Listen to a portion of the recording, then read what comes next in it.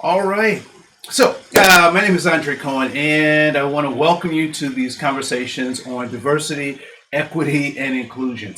We're in a really interesting time. We're doing some things differently. Hopefully, you'll recognize how life has changed, and so we're taking this opportunity to bring what we typically do in a classroom setting, in a group setting, to bring it to you online. So make it available to you 24 hours a day, 7 days a week. Now, I know some of you are engaged in your PlayStation games, your Xbox, 1000s, and, at some point, though, you're going to get bored with that. And hopefully you'll turn to us to help eradicate ignorance. So we all know that ignorance is a disease that can be cured through knowledge and conversations. And so one of the things we want to talk about today is really talk about this idea about being too woke, right? So is it possible that someone can be so woke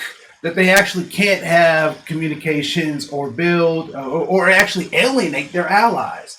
And so I want you to ponder that question. If you can, put some stuff in the chat room about a time when you've noticed that, and I'll share a couple of examples that I've seen. So I was working with some folks, and they were again. I will make sure that the guilty are not identified in any of my stories. So if it's you, don't be nervous. I'm not gonna out you, right? But so a supervisor overheard a conversation. It was a casual conversation, just people talking about random stuff. And the supervisor was like, you know what? I have to speak up against this. I have to say something about this. And so the supervisor goes over and he says, guys, you really should watch your language and how you're talking about stuff. And let's just say, for example, they were talking about popcorn, right? Let's say it was popcorn. And the supervisor says, there are people who, that we need to be sensitive to those people who don't eat popcorn. We need to be sensitive to what's going on with them. Now, I'm not talking about something that is that people are allergic to. I'm not talking. This is like their preference, right? Or just talking about popcorn, those people who are allergic could break out in hives, and so the supervisor. And the people were a bit taken aback because the supervisor came out of nowhere. So supervisor wasn't even in the conversation. I think Cory Booker said they were dipping in the Kool-Aid and did not even have a spoon. And I think he said it just like that. So the supervisor was overhearing this, interjected himself into this conversation, and was woke, down for the cause. And I have to say, I appreciate the supervisor for having the awareness that this could be problematic, right? Given a different context, a different way of thinking about things, it could have been problematic. And so the people are interjecting they're talking with the supervisor, and they're like, what are you talking about? Like, what? It's just popcorn. And the supervisor's like, yeah, but, we need to be sensitive because some people, da da da da. So I sit down with the supervisor, and the supervisor says, well, it didn't go so well, Andre. Like the whole conversation just didn't go how I thought it would. As a matter of fact, I now have animosity on my team because people don't want to talk about things because I said, you're too woke. You're too woke. So this is what I've learned. I've learned this the hard way, and through the help of my pastor, through teaching middle school, all sorts of stuff. I've come to this understanding, and oftentimes my pastor will talk about this in his lessons, that it's important to make a distinction between instances of something and a pattern. It's important to make the distinction between an instance of a thing and a pattern of a thing. So, the there's lots of injustice in the world. There just is. Human beings are human beings. We don't.